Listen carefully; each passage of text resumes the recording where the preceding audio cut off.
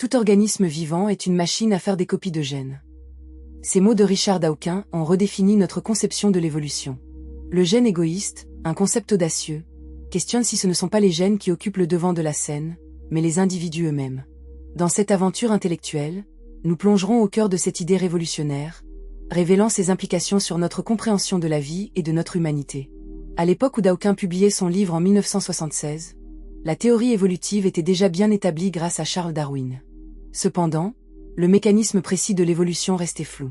Darwin n'avait pas intégré l'idée de la génétique, et la biologie cherchait à relier les observations à une théorie unifiée.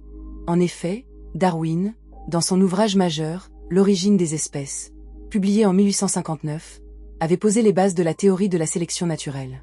Pourtant, de nombreux détails sur la transmission des caractères héréditaires restaient à découvrir. Les travaux de Gregor Mendel sur l'hérédité, publiés en 1866 mais largement ignorés à l'époque, ne feraient surface que plusieurs décennies plus tard pour compléter le tableau. Dawkins se démarquait dans un contexte de transformation intellectuelle. Il proposait de considérer le gène comme l'unité fondamentale de la sélection naturelle, remettant en question des siècles de croyances. Si les gènes étaient les véritables acteurs, alors les comportements humains et animaux devaient être réinterprétés.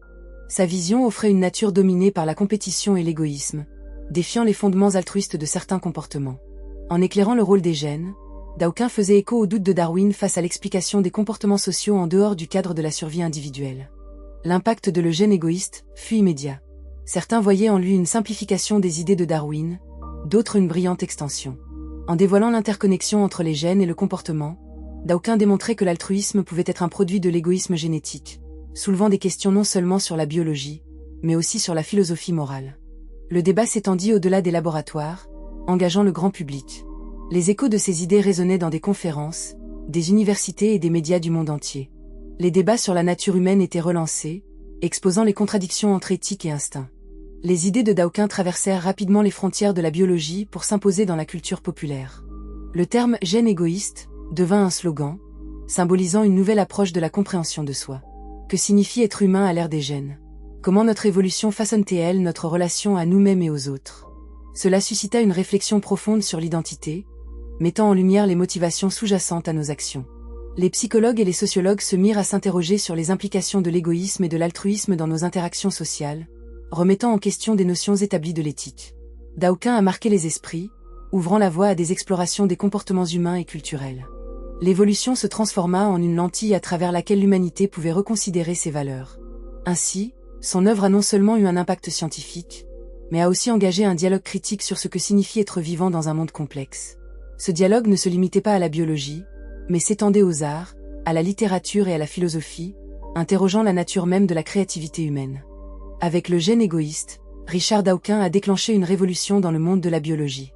En se concentrant sur le gène comme unité de sélection, il a réorienté notre compréhension de l'évolution. Pour la première fois, l'idée du gène comme agent égoïste éclairait des mécanismes subtils de comportement. Dawkins narrait des histoires, illustrant comment les gènes pouvaient influencer des comportements altruistes. Par exemple, les abeilles ouvrières, qui sacrifieraient leur vie pour la reine, illustrent un paradoxe fascinant. Bien qu'elles ne se reproduisent pas directement, leur travail acharné assure la survie des gènes qu'elles partagent avec la reine, révélant ainsi la dynamique complexe entre l'individu et le collectif. La ruche, cet organisme collectif, opère comme une entité complexe où chaque abeille, en agissant pour le bien de la colonie, favorise la pérennité de ses propres gènes, même au prix de sa propre vie. Cette observation, que Darwin lui-même avait notée, prenait ici un nouvel éclairage. Dans un autre exemple saisissant, les comportements des animaux sociaux comme les lions, qui montrent une coopération pour chasser, soulignent également le rôle des gènes dans l'instinct de survie.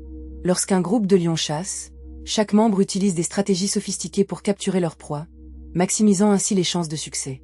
Ces observations, rassemblées par Darwin lors de ses voyages, furent souvent fondées sur des notions de sélection naturelle, mais sans le cadre génétique que Dawkins a ensuite proposé.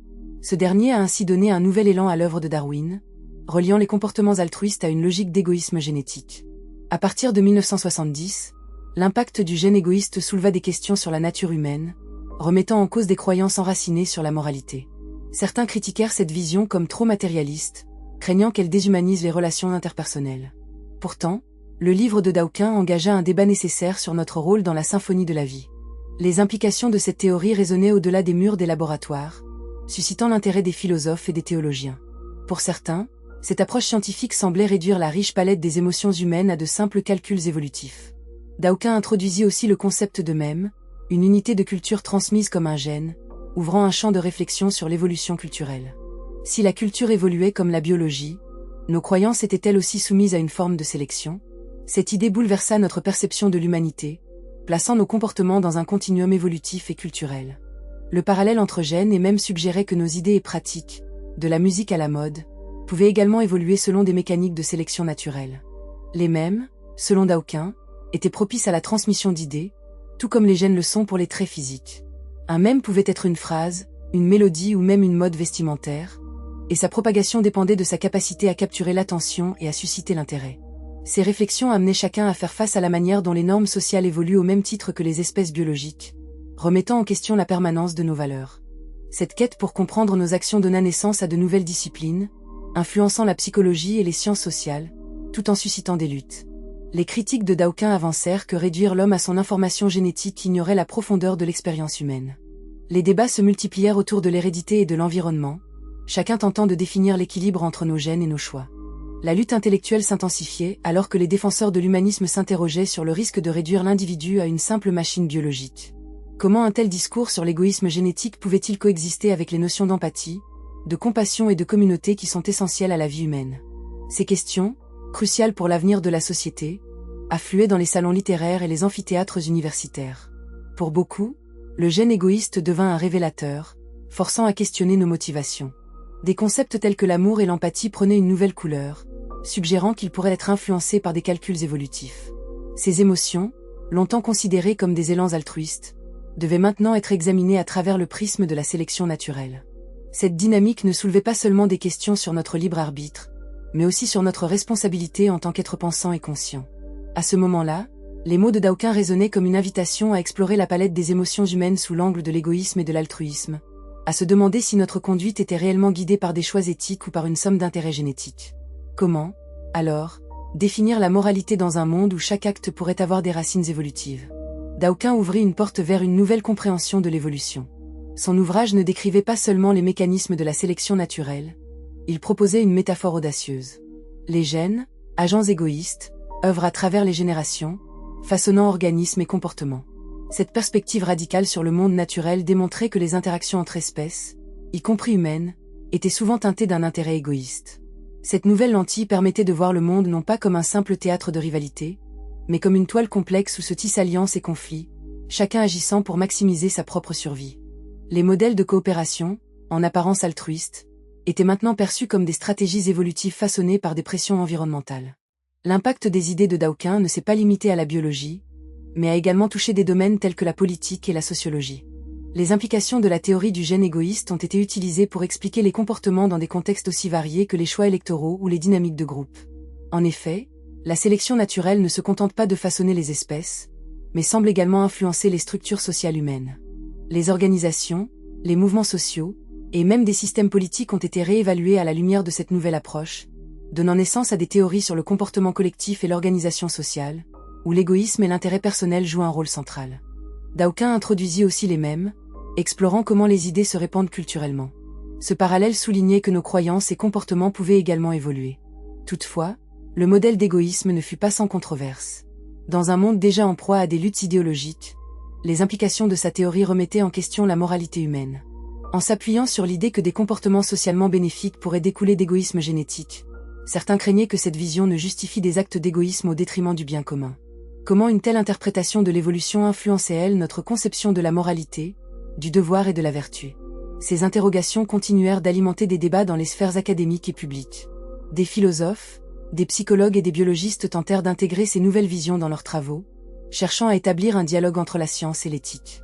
Malgré les critiques, l'impact de le gène égoïste était indéniable. Ce livre devint un phénomène culturel, touchant un public plus large. Daoquin, en tant que porte-parole de cette vision, avançait avec détermination, armé de réflexions à explorer.